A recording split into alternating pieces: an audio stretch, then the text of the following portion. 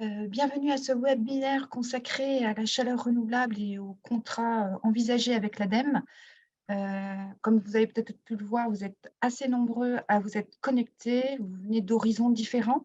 En tant que maître d'ouvrage, porteur de projets potentiels, des communes, des entreprises, des bailleurs sociaux, on a vu, des associations. En tant que prescripteur également, des bureaux d'études, des entreprises, et en tant que tête de réseau également. Les banques, avaient aussi, s'étaient aussi inscrits largement, donc merci à tous de votre présence. Donc je me présente, Agnès Gandon, en charge du développement des énergies renouvelables à Énergie Métropole Rouen-Normandie. Je serai accompagnée tout au long de ce webinaire, par Jean-Christophe Boclet, également de Énergie Métropole, de Maïté Dufour de l'ADEME et pour le cabinet Auxilia, donc Esther Bayer qui s'est présentée tout à l'heure, Ziad Farhat, Margot Rapatron et également, monsieur Falahi de l'école d'architecture qui nous fera un retour d'expérience sur son installation. Donc pour, introduire, ce webinaire, une petite remise, en contexte rapide. Depuis 2009, l'État a confié à l'ADEME la gestion du fonds chaleur afin de massifier sur le territoire les installations de production, de chaleur renouvelable et de récupération et également le développement des réseaux de chaleur, urbains. Cependant, les projets de petite taille ou de moyenne taille, on va dire, ne peuvent pas bénéficier, et ne sont pas éligibles aux subventions de l'ADEME. Donc c'est pourquoi le contrat de chaleur renouvelable territorial, le CCRT, lui, va vous permettre de regrouper, tous vos projets de taille modeste et vous faire bénéficier d'une aide territoriale globale. Donc on est dans une logique de contrat territorial avec des objectifs de réalisation, d'installation à atteindre. Donc le rôle d'Énergie Métropole, c'est vraiment de mobiliser les maîtres d'ouvrage pour déclencher des projets, les accompagner de A à Z, depuis, l'idée jusqu'aux travaux. Donc le webinaire d'aujourd'hui, son objectif, c'est bien de vous informer, de vous présenter les avantages que vous pouvez, tirer, de ce fameux contrat, vous faire, connaître la démarche à suivre pour justement bénéficier de ces avantages, répondre bien sûr à vos questions à travers, le chat et aujourd'hui amorcer une vraie dynamique pour faire, pour déclencher, des projets et vous accompagner. Merci beaucoup. On va vous présenter un petit peu le déroulé du webinaire. Euh, on va faire une petite introduction très, très rapide sur les énergies renouvelables thermiques pour qu'on soit tous au même niveau d'information, qu'on sache bien de quoi on parle. Et en fait, le contrat chaleur renouvelable territorial se concentre sur 3 filières sur ces énergies renouvelables. Donc, on va vous les présenter plus en détail. Et puis ensuite, on rentrera dans les détails du contrat chaleur, donc de quoi vous pouvez bénéficier. Est-ce que à quels critères vos projets sont éligibles? Comment savoir s'il est adapté tout simplement au dispositif? Quelles sont les échéances de ce dispositif et de ce contrat? Et puis voilà, on aura un temps d'échange pour éclaircir vos éventuelles demandes. Et on a prévu, comme le disait Agnès, un certain nombre de retours d'expérience sur des projets qui sont liés à ces 3 filières d'énergie renouvelable pour vous donner une idée de comment ça se passe de développer ce type de projet, qu'est-ce que ça représente. Et on terminera par les prochaines étapes à suivre pour bénéficier du contrat. Ziad, je te laisse la main pour la suite. Merci beaucoup, Agnès, et merci, Esther. Alors, effectivement, on va être hyper rapide sur cette partie, mais ça permet de remettre un tout petit peu de contexte, pourquoi ce contrat à l'échelle territoriale. Globalement, hein, que ce soit localement ou en France, on constate un retard de développement sur les énergies renouvelables et une dépendance forte aux énergies fossiles, notamment sur la chaleur. On a un retard global sur la rénovation énergétique et dans la rénovation, on comprend la sobriété, l'efficacité énergétique et le développement des énergies renouvelables. Le décret tertiaire, vous le savez, impose des seuils à atteindre et parmi ces seuils, il y a le développement des énergies renouvelables qui peut permettre de contribuer à l'atteinte du décret tertiaire.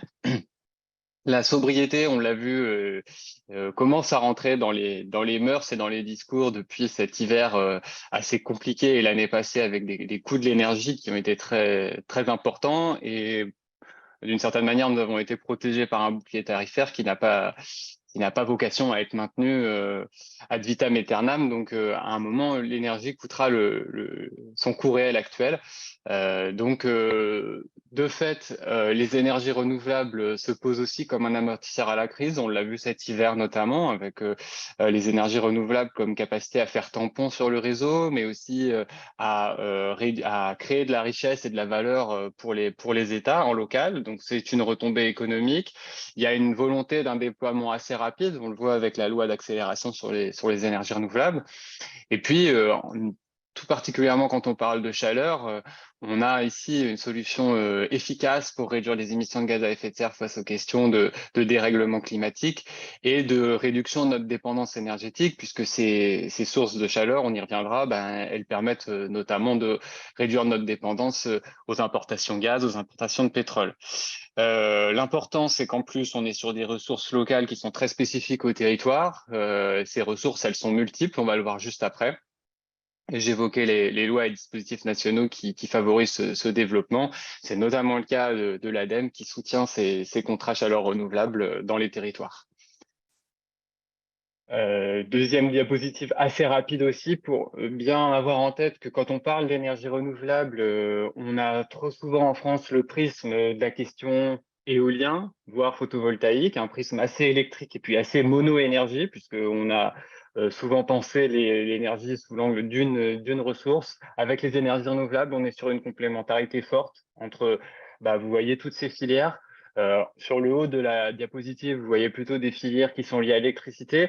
Nous, on va se concentrer aujourd'hui sur un aspect qui est trop peu souvent abordé à notre sens, c'est la question de la chaleur renouvelable. Il y a le solaire thermique, le bois, la géothermie, la méthanisation, qui sont des outils très locaux et qui permettent notamment à la fois, comme je disais, de réduire les impacts économiques, de valoriser des ressources qui sont très locales et qui ont un intérêt tout particulier en termes de réduction des émissions de gaz à effet de serre, ces émissions de gaz à effet de serre sont très liées à la consommation d'énergie fossile, là où la chaleur renouvelable vient justement proposer une alternative. Merci. On va maintenant, pour compléter cette présentation, justement, pour voir un peu où on en est sur le territoire de la métropole Rouen-Normandie, vous poser deux petites questions. Margot, je te laisse prendre la main pour cette partie. Exactement. Donc, vous avez normalement un petit sondage qui s'affiche à l'écran. Et donc, on vous laisse répondre. La première question est une affirmation. Il s'agit de nous dire si elle est vraie ou fausse. Donc, d'après vous, la chaleur représente un quart des consommations d'énergie du territoire de la métropole de Rouen. Est-ce que c'est vrai? Est-ce que c'est faux? Et deuxième question, quelle part de la chaleur consommée sur le territoire de la métropole de Rouen est issue des énergies renouvelables? Alors, est-ce que c'est 15%, 22% ou 41%? Voilà, alors on vous laisse quelques secondes pour répondre. Vous êtes déjà un peu plus de la moitié à avoir répondu. Alors, les réponses sont vraiment au coude à coude. Et donc, il semblerait que ce soit le vrai qui l'emporte sur la première question. Eh bien, je suis désolée, la majorité s'est trompée puisque c'est faux. La chaleur représente en effet 37% des consommations d'énergie du territoire, ce qui représente un peu plus de la moitié. Du tiers. Pardon, oui.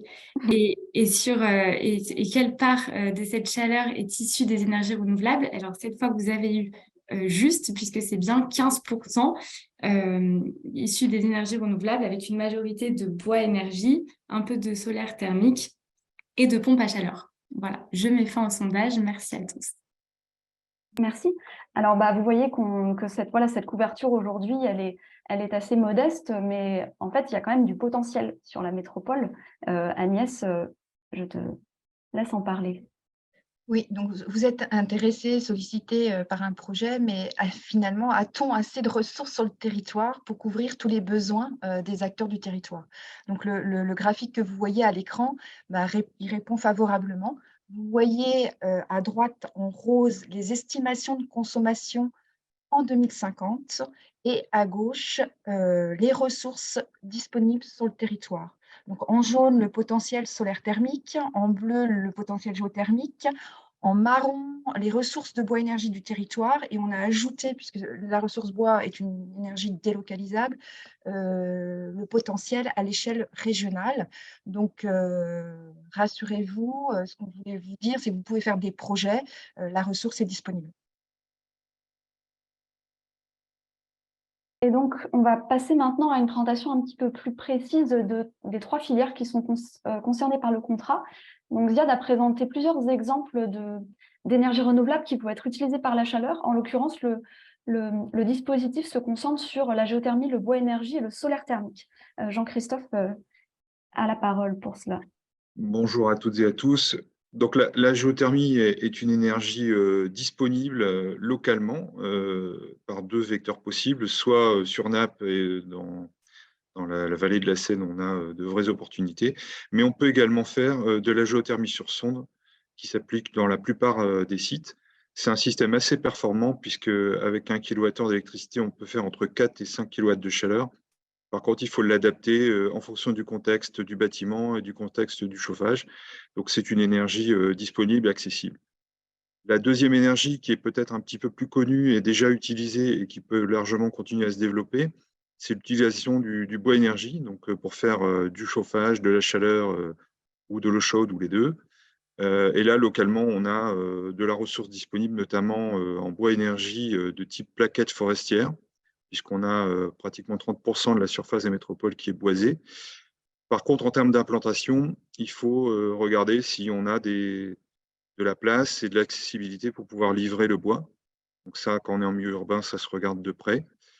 Quand on est dans des zones où on a localement de la forêt, on verra des exemples tout à l'heure, ça peut être aussi intéressant de valoriser du bois local de proximité.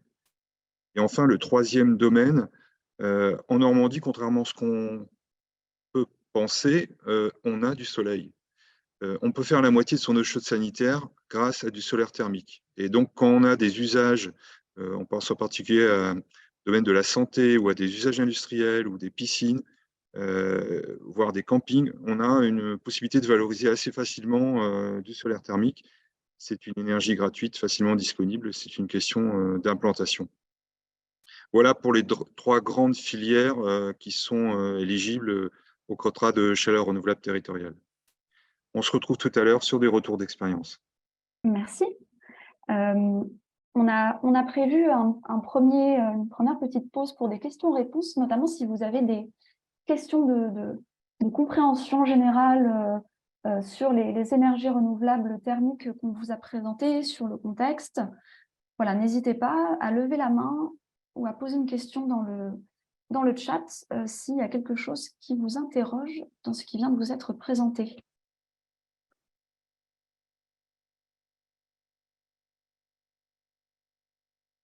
On peut noter d'ores et déjà, le temps que les personnes se lancent à formuler une question, une remarque dans le chat intéressante de Pierre-Emmanuel qui dit qu'en matière d'énergie renouvelable, il faut scinder les énergies, la chaleur renouvelable de la part énergie fatale qu'il est plus souhaitable de réduire, puisque j'imagine qu'il s'agit de l'énergie fatale issue de la combustion de déchets. Je crois d'ailleurs que M. Brunel lève la main.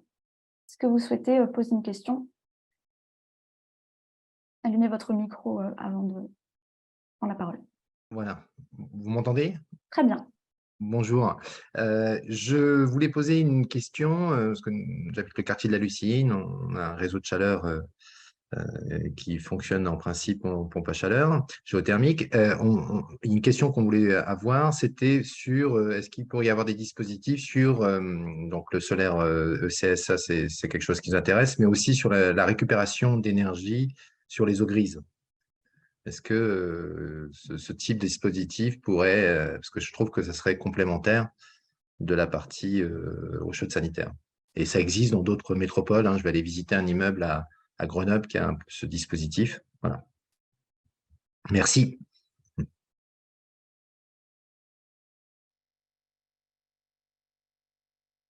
Qui veut répondre entre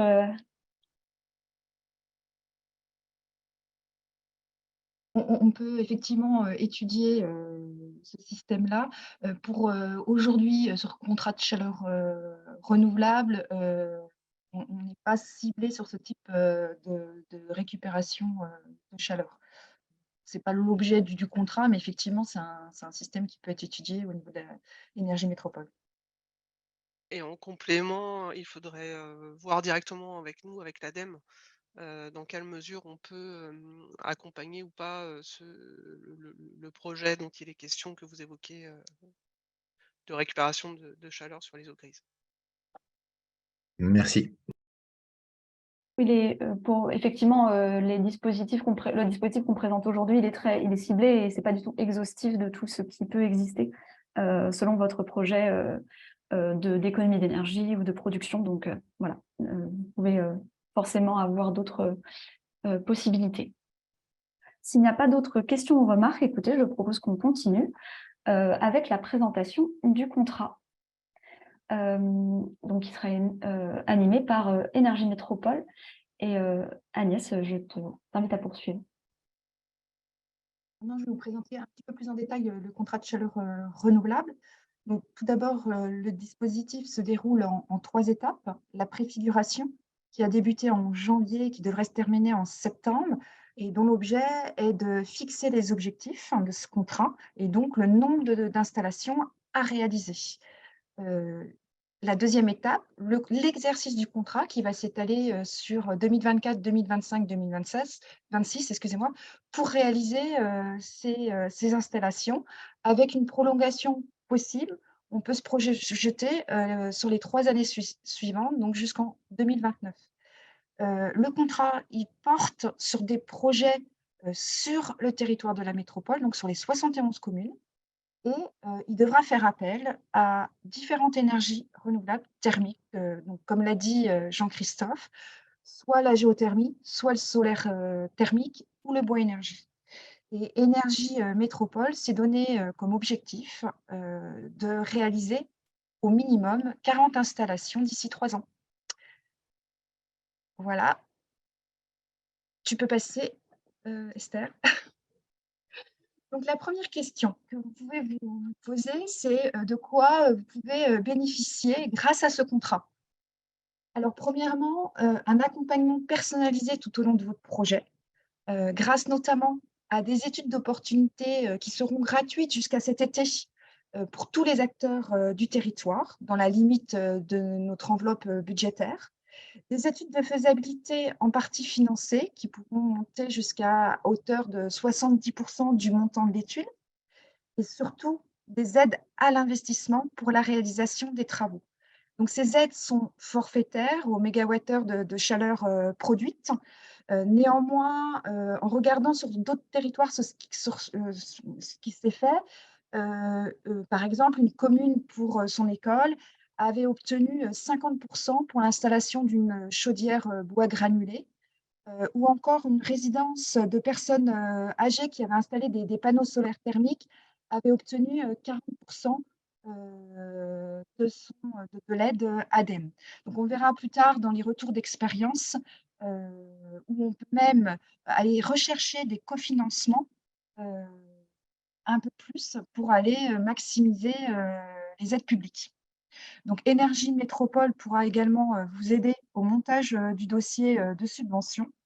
Et puis, comme l'a dit Zayad, au-delà de cet accompagnement et de cet accompagnement technique et cet accompagnement financier, vous allez évidemment bénéficier de prix de combustible plus stables que les prix des énergies fossiles, une baisse ou au moins une maîtrise des factures énergétiques, et puis des énergies qui profitent et qui va permettre de limiter le dérèglement climatique. Donc, la deuxième question, êtes-vous éligible à ce dispositif? Donc, c'est simple, tous les porteurs de projets professionnels sont éligibles au dispositif. Donc, pour l'habitat collectif, les bailleurs sociaux, les copropriétés, les entreprises, petites ou grandes, PME, TPE, commerces artisans, le secteur du tourisme, le secteur industriel ou tertiaire, les collectivités locales et les établissements publics locaux, et les agriculteurs et agricultrices. Alors, les projets, comme on l'a dit tout à l'heure, c'est des projets de taille moyenne ou petite. Les travaux devront être réalisés à partir de 2009 si on signe bien le contrat en fin d'année 2023 et ils peuvent porter sur des bâtiments neufs ou à rénover et concernés ou non par le décret tertiaire.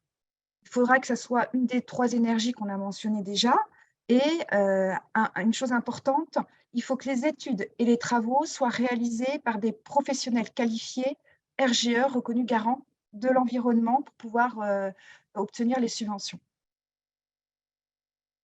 Et alors, ce qui n'est pas éligible, c'est simple, les opérations des particuliers, les bâtiments de l'État, les bâtiments qui pourront être accordés à un réseau de chaleur développé par la métropole, les opérations, comme le disait Zayad, les panneaux solaires photovoltaïques ou la cogénération. Les installations de méthanisation ne sont pas éligibles non plus. Les installations qui sont insuffisantes en termes de qualité de l'air, les pompes à chaleur RO ou RR et les projets dont les travaux auront déjà démarré avant le contrat. Donc, tous les travaux qui sont réalisés en 2023 ne pourront pas bénéficier des aides de l'ADEME. Je vais passer à la diapositive suivante. Donc, ensuite, vous pouvez vous poser la question aussi si votre projet est pertinent. Donc, tout d'abord, nous vous invitons à avoir vraiment une démarche une démarche globale et d'intégrer la maîtrise de l'énergie à votre réflexion. Évidemment, il ne s'agit pas de chauffer des passoires thermiques. Donc, 1, sobriété énergétique, 2, efficacité énergétique, et puis après, on peut changer votre système de chauffage. Donc ensuite, l'enjeu, il est de déterminer le bon projet en fonction de vos besoins de chaleur et de la situation de votre bâtiment. Donc si vous êtes à proximité d'un réseau de chaleur, il est beaucoup plus pertinent de s'y raccorder et que de réaliser un système de chauffage individuel. Ensuite, on va prendre en compte vos contraintes techniques.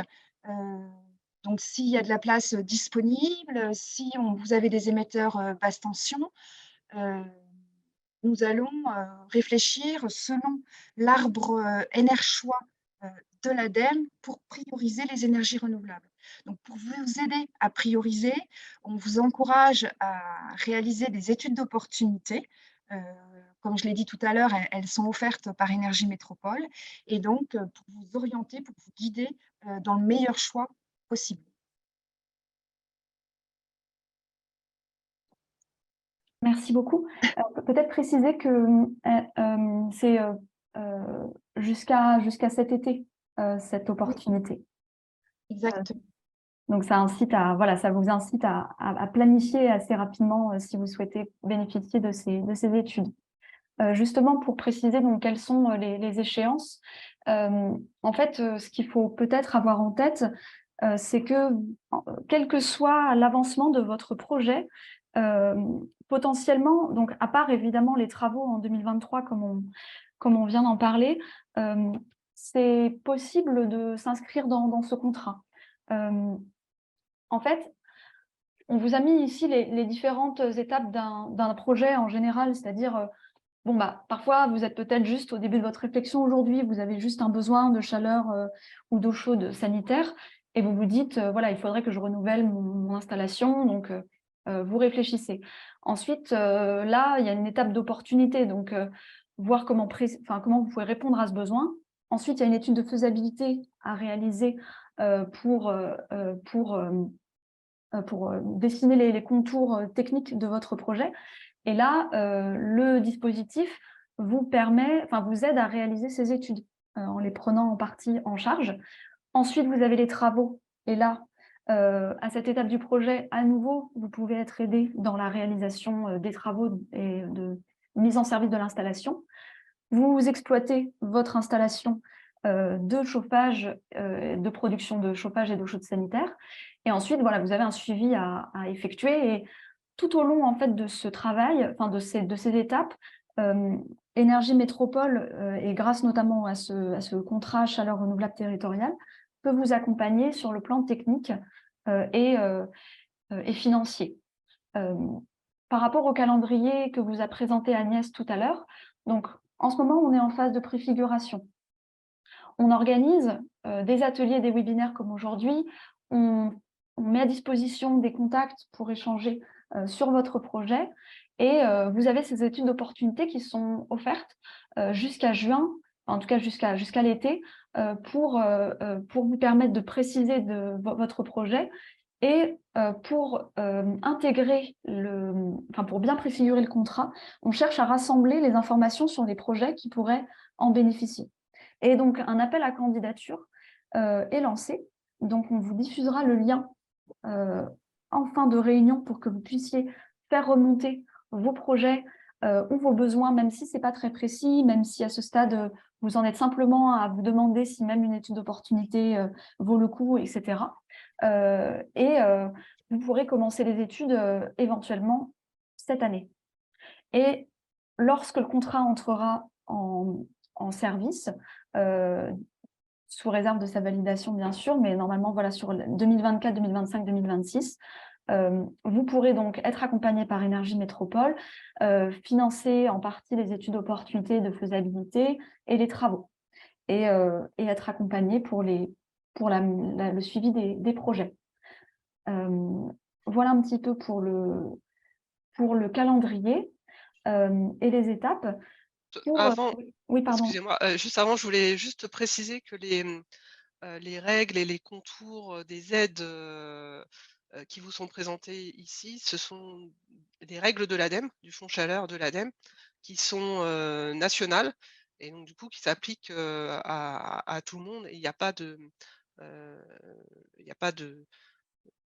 variante ou de variable possible. Ce sont bien des règles nationales qui s'appliquent pour tous dans le cadre du Fonds chaleur. Et donc, les aides financières, vous pouvez vous poser la question, est-ce que si le projet, par exemple, si le projet de production de chaleur s'inscrit dans un projet plus large, par exemple de réhabilitation, etc., pour lequel vous bénéficiez d'autres aides ou d'autres accompagnements, il y a peut-être des enjeux de compatibilité entre les aides qui se poseraient. Alors, évidemment, ce sont des informations génériques que nous vous présentons ici, et selon les projets, selon votre montage financier et votre statut, il peut y avoir des variations, hein, donc il faut en tenir compte. Simplement, de manière générale, les aides qui sont prévues par le Fonds chaleur sont compatibles avec d'autres aides publiques, à condition qu'elles respectent le plafond d'aide autorisé par la réglementation qui est applicable, donc selon les aides et les projets, et par bénéficiaire. Donc, selon les dispositifs dont vous bénéficiez, il y a des montants de plafond. Et quand les aides du contrat chaleur renouvelable territorial sont accordées, tout cela est examiné. Mais en tout cas, il est possible de combiner un certain nombre de dispositifs a priori. Par exemple, si vous êtes une commune, les aides publiques à l'investissement, qu'elles soient délivrées par l'État ou par le département, les dispositifs, par exemple, comme MaPrimeRénov' copropriété, ou voilà, les dispositifs régionaux ou portés par la métropole, et certains prêts, par exemple, peuvent aussi être utilisés. Il y a juste les certificats d'économie d'énergie, en fait, quand ils sont forfaitaires, qui sont a priori non compatibles avec cette aide. Voilà, je ne sais pas si Agnès ou Maïté, vous souhaitez ajouter quelque chose sur cette étape. C'est bon pour vous? Ok. Voilà pour la présentation du contrat. En bref, on vous propose un premier temps de questions-réponses, d'échanges. Il y a d'ores et déjà, je vois des remarques dans le chat. Alors, est-ce que la production, donc une question de Monsieur Doucineau, est-ce que la production de chaleur ayant pour but un usage dans le process d'une entreprise sont éligibles, par exemple, séchage? Donc Agnès opine du chef. Effectivement, Oui, a priori, pas de limite là-dessus. effectivement. Maïté, tu confirmes? Je confirme. c'est bien éligible. Donc, c'est tout à fait possible. Après, évidemment, c'est une question de dimension du projet, mais comme on le disait, tant que le projet est de taille petit ou modeste, enfin, en tout cas, le Fonds Chaleur National, on parle vraiment de très gros projets, donc les projets qu'on vise, c'est vraiment, ça peut être fonctionner pour beaucoup de PME. Et donc, Monsieur Pater qui précise, donc nous avons un projet de construction d'EHPAD qui va commencer courant 2023. Serions-nous éligibles si l'étude est faite en 2023 et l'installation en 2024? Eh bien, a priori, effectivement, ça rentre dans le cadre où c'est possible, puisque c'est simplement les travaux qui ne doivent pas avoir lieu en 2023, mais on peut anticiper certaines études pour faciliter l'accès au contrat. Je crois que c'est ça le cadre. Justement, il faut absolument qu'on ait signé le contrat. Donc, on vise décembre 2023, comme je le disais, et après, tous les travaux pourront être éligibles à ce contrat et aux subventions de l'ADEME. Le principe de l'ADEME, c'est que lors de la demande d'aide, il ne doit pas y avoir un début de commencement d'opération. Donc, si vous faites une demande d'aide pour l'investissement, pour les travaux, au moment du dépôt de la demande, les marchés ne doivent pas être signés, pas d'ordre de service, enfin tout ce qui peut constituer un début d'engagement de projet. Sachant que la demande d'aide à la métropole ne pourra être faite qu'à partir du moment où le contrat est signé avec la métropole, donc de manière prévisionnelle, décembre 2023, comme l'indiquait Madame Grandon. Je précise néanmoins que si donc, on vous a été présenté la possibilité de note d'opportunité. S'il y a la nécessité d'aller plus loin et de faire des études de faisabilité, je pense par exemple à des installations de géothermie, pour lesquelles les faisabilités comprennent également des ouvrages d'essai. Vous pouvez, dans l'attente, de la signature du contrat, avec la métropole, faire la demande d'aide directement à l'ADEME, ce qui nous permettra de vous accompagner, pour les études préalables et vous pourrez déposer votre demande d'aide pour les investissements auprès de la métropole, le moment venu. Alors, je vois qu'il y a 2 autres questions. Donc, Monsieur Villa-Andritz qui demande: est-ce qu'il y a des financements publics type BPI? Alors, pour être sûr de bien comprendre votre question, est-ce que vous parlez de compatibilité ou est-ce que vous demandez des précisions sur les fonds qui sont utilisés? Non, nous, on a un projet de géothermie là, chez Andritz, ça c'est un petit bois Elbeuf, et la question c'est si des financements sont possibles, par exemple, l'investissement est fait par un organisme public, le financement, et puis derrière, nous, on paye tous les ans la chaleur consommée.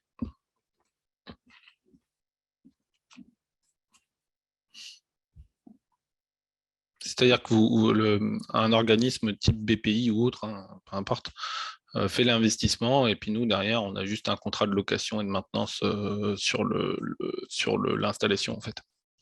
Les aides dépendront du statut de l'organisme qui fera les dépenses.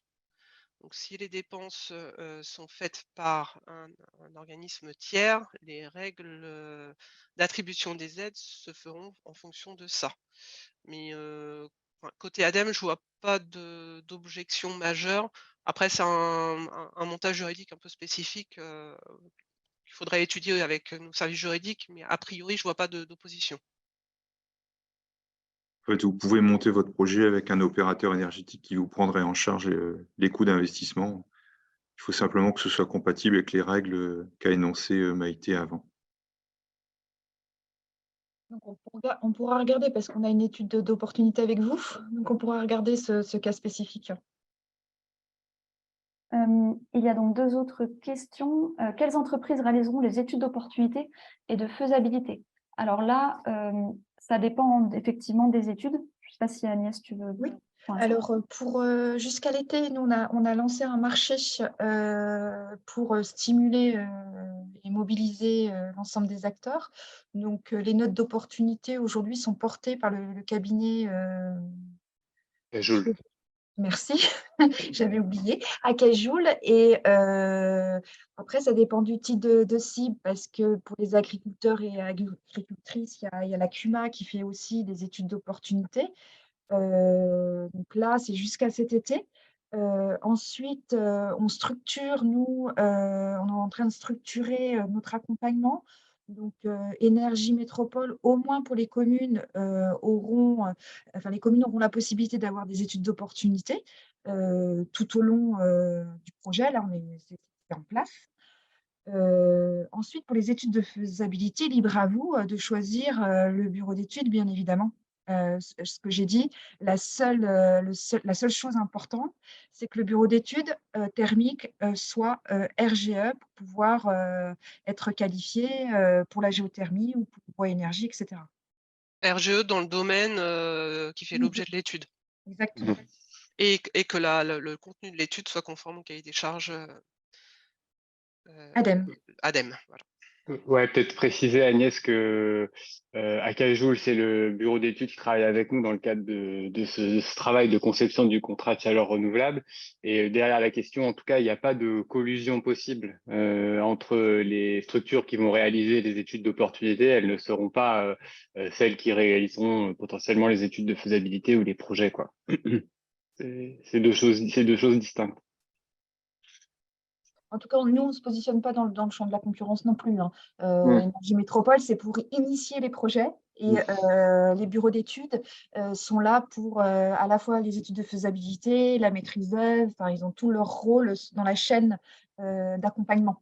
Oui. D'ailleurs, on va travailler ce sujet-là d'une manière beaucoup plus approfondie pour déposer le contrat déposer notre candidature auprès de l'ADEME. Elle nous demande d'avoir une vision globale de l'accompagnement. Donc ça, on va s'y atteler très prochainement. Effectivement. Alors, question de Xavier Corson, est-ce que les projets qui n'auraient pas spécialement été préfigurés en septembre pourraient quand même rentrer en contrat en cours de réalisation de ce dernier entre 2024 et fin 2026, où il faut absolument que les projets soient identifiés et inscrits dans le contrat fin 2023? Eh bien, c'est tout à fait possible. Agnès, si tu veux peut-être préciser. Oui. Merci Xavier, c'est une bonne question. Effectivement, nous, comme je l'ai dit, on va préfigurer le contrat, dimensionner les objectifs. On va avoir des projets matures qui sont capables, qui vont émerger en 2024, mais on sait très bien que les décisions sont longues à prendre, donc on va avoir des projets qui sont peu matures ou pas du tout identifiés et qui seront potentiellement éligibles. Donc on va se garder une marge de manœuvre dans le dimensionnement.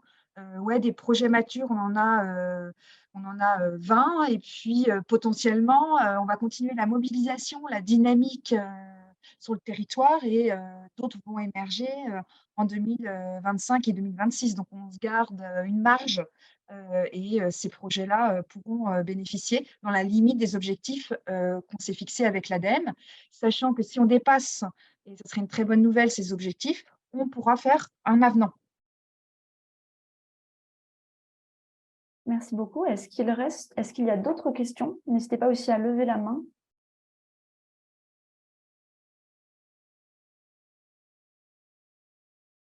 Très bien. Écoutez, si une question vous vient dans la suite de la réunion, n'hésitez pas à la poser dans le chat, et on aura un temps en fin de webinaire pour y revenir si besoin. Dans ce cas, je propose qu'on continue avec des retours d'expérience. Alors, nous sommes un petit peu en avance. Je ne sais pas si M. Fellahi, vous êtes déjà connecté. Est-ce que vous êtes avec nous? Sinon, on va présenter les autres retours d'expérience en premier. Et puis, on va revenir vers vous plus tard. Ouais, je crois qu'il n'est pas encore connecté. Il nous rejoindra peut-être dans une dizaine de minutes. Donc, écoutez, je vous propose qu'on avance. Hop. Jean-Christophe. Donc, on a 2 retours d'expérience sur le territoire de la métropole. Un premier sur la commune de Jumièges. On verra une petite vidéo après. Donc là, il s'agit d'une commune qui a fait le choix de valoriser du bois local, donc sur une chaudière bois énergie plaquette de 200 kW. Ils ont déjà eu des installations par le passé, donc ils ont renouvelé ces installations récemment. Ça chauffe 2100 m², donc essentiellement 2 écoles et quelques logements qui étaient préalablement chauffés au fioul. Donc on voit qu'on a 69% d'aide sur cette opération. Et c'est un gain direct sur la facture de chauffage, hein, puisqu'elle a été divisée par 2. Et l'autre point intéressant, et on le verra dans la vidéo après, c'est l'utilisation de bois issu d'une peuplerie qui est vraiment à proximité de la chaufferie. Donc on travaille à la fois sur l'entretien des espaces verts, la préservation de la biodiversité, la réduction de l'empreinte carbone localement. Un deuxième projet, donc j'en profite pour toutes les communes qui sont présentes aujourd'hui. On visitera cette installation le 31 mars matin à partir de 9 h. Donc on a d'abord une petite présentation sur les différents dispositifs d'aide et notamment le fonds vert, et on reparlera du contrat achat renouvelable et on verra ensemble, ceux qui viendront, et n'hésitez pas à vous inscrire, on vous donnera le lien tout à l'heure, une installation de géothermie sur sonde avec 5 sondes de 100 mètres qui alimentent une pompe à chaleur sur 2 bâtiments qui ont été créés donc, il y a quelques années. Donc 138 m², donc une garderie avec des radiateurs basse température et une VMC double flux sur un restaurant scolaire. Donc on est sur une puissance de 35 kW. C'est un projet qui a coûté 103 000 €, dont 46 000 € pour le champ de sonde géothermique. Et on a des performances où on est pratiquement pour 1 kW électrique à 4,8 kW de chaleur produite, ce qui est quand même relativement efficace. La durée de vie d'un champ de sonde, quand on est bien dimensionné, c'est 50 ans. On va prélever la chaleur dans le sous-sol. Il faut savoir qu'au-delà de 25 mètres, la chaleur est relativement stable. On est à peu près à 13 degrés en moyenne. Et donc, on a un coût de revient de la chaleur qui est à peu près le prix de l'électricité divisé par 4 ou par 5, suivant le niveau de performance. L'autre intérêt de ces technologies, c'est qu'on peut utiliser aussi l'énergie du champ de sonde. Cette fois-ci, on va dissiper de l'énergie dans le champ de sonde l'été, ce qui permet de faire du rafraîchissement de bâtiments. Donc ça, avec les augmentations de température et les canicules, ça peut être assez précieux et assez intéressant, et c'est particulièrement pertinent dans le domaine de la santé, par exemple, sur des bâtiments qui sont occupés l'été. Voilà pour les deux retours d'expérience. Je pense qu'on va passer à la vidéo sur Jumièges, il me semble. Merci beaucoup. Effectivement, j'arrête de partager mon écran pour que Margot puisse la projeter. Merci.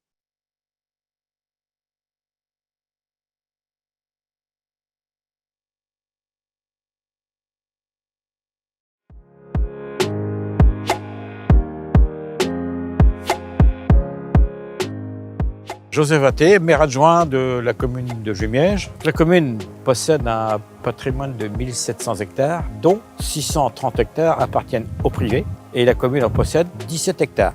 Ces 17 hectares sont gérés par l'Office national des forêts. Les élus se sont emparés du sujet forêt pour sauver justement et sauvegarder notre forêt sur notre commune. La mise en régime forestier du bois nous permettra de le maintenir en état pendant les décennies à venir. Il sera donc protégé de tout abattage décidé à la va-vite en conseil municipal. Le marais de Jumièges dispose sur sa surface d'une peupleraie qui était laissée à l'abandon depuis plusieurs décennies. Les arbres étaient morts également et commençaient à représenter un danger pour l'estive collective qui se situait en dessous. L'abattage était donc nécessaire. La décision a été prise de l'abattage et surtout de la mise en copeaux de ces arbres, ce qui nous permettait d'avoir une ressource financière pour notre commune et donc d'amener une autosuffisance locale. Donc la commune s'est équipée d'une chaudière à bois dans les années 90 et nous avons, durant ces 25 années, dû changer 2 fois de chaudière. Donc aujourd'hui, nous en sommes à la 3e version de notre chaudière à bois. Chaudière à bois qui fonctionne avec soit des importations d'un fournisseur local, ou par notre propre fourniture liée à la façon dont on a géré nos peupleraies, qui aujourd'hui nous permettent de pouvoir alimenter notre chaudière d'une manière régulière. Le soutien de l'Urcofor sur cette décision nous a permis d'avoir l'expérience d'autres communes, ainsi que nous a permis de rencontrer la Cuma Énergie qui, elle, nous permettait de réaliser nos copeaux pour l'alimentation de notre chaudière et également d'avoir des intervenants en face de nous qui étaient confiants sur ce mode de travail. Nous sommes en liaison permanente avec les gens de l'Urcofor et nous avons dernièrement remplacé la partie boisée de nos bancs publics qui étaient en fin de vie. Et ça nous a permis de travailler avec des fournisseurs locaux et des essences locales. L'ONF, gérant notre forêt communale, nous a soumis la décision d'abattre certains chênes dans cette forêt où ils souffrent dû aux sécheresses qu'on a vues les années passées. Résultat, ces chênes peuvent, selon leurs conseils, nous permettre de réaliser des traverses forestières. Et l'idée est venue de ramener des îlots de fraîcheur dans l'arrière-cour de la mairie ainsi que dans la cour d'école. Des carrés potagers, des espaces où nous pourrions éventuellement jardiner ou ramener des plantes qui elles-mêmes ramèneront du frais. Nous sommes actuellement en cours d'étude pour rénover un certain nombre de bâtiments qui appartiennent à notre collectivité et nous nous posons la question sur la rénovation du type de chauffage de ces bâtiments dont nous souhaitons éventuellement adapter par rapport au contexte actuel. Pour les élus, surtout, n'hésitez pas, allez-y, des gens de valeur sont là pour nous conseiller et des gens d'expérience. Suivez-les!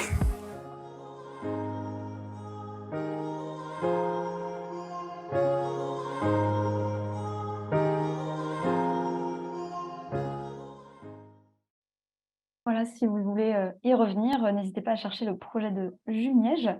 On va poursuivre avec 2 retours d'expérience qu'on va vous présenter avec Margot qui sont en Auvergne-Rhône-Alpes. Je vous repartage mon écran tout de suite.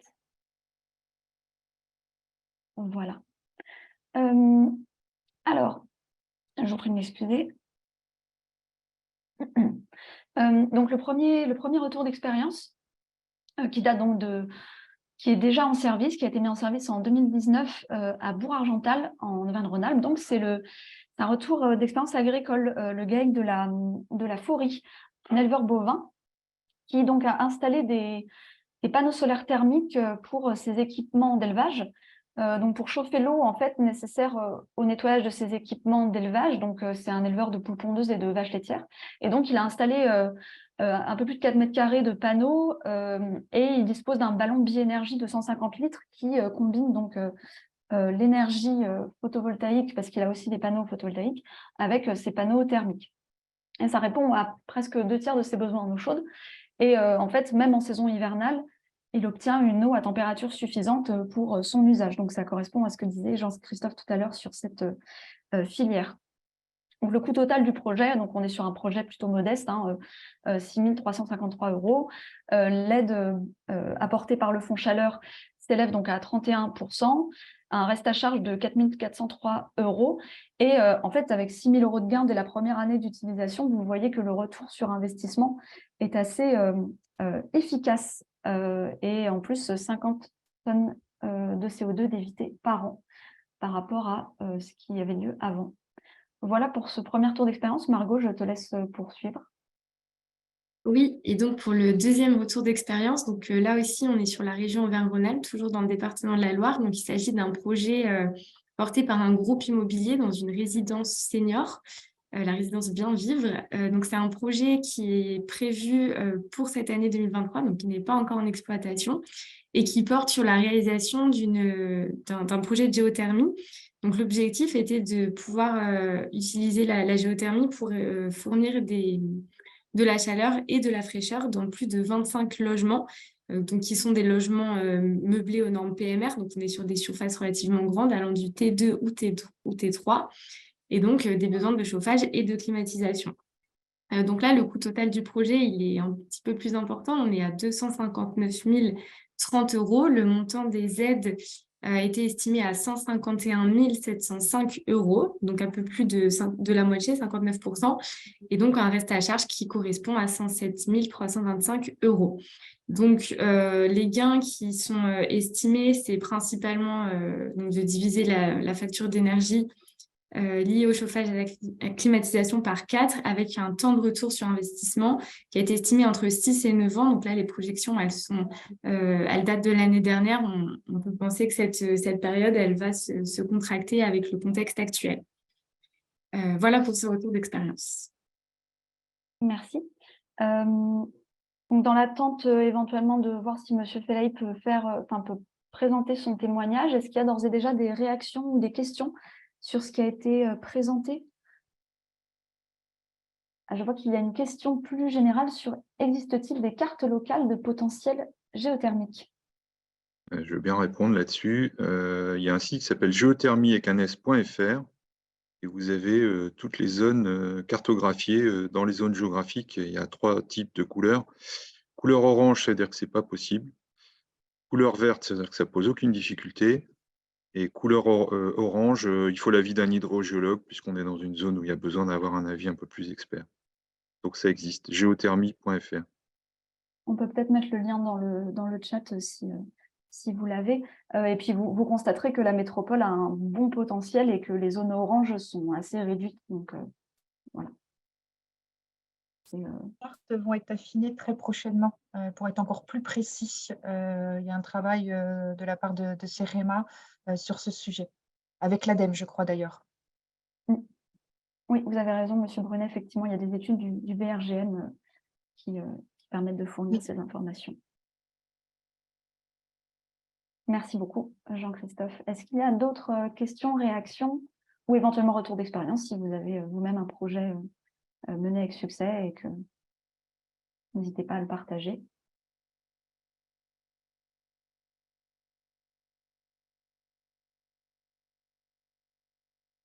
Écoutez, dans ce cas, je vous propose qu'on avance. Et puis, si M. Fellay se connecte, on lui donnera la parole en fin de réunion. Un petit quiz pour vérifier que tout est clair pour vous. Margot, je t'invite à le lancer.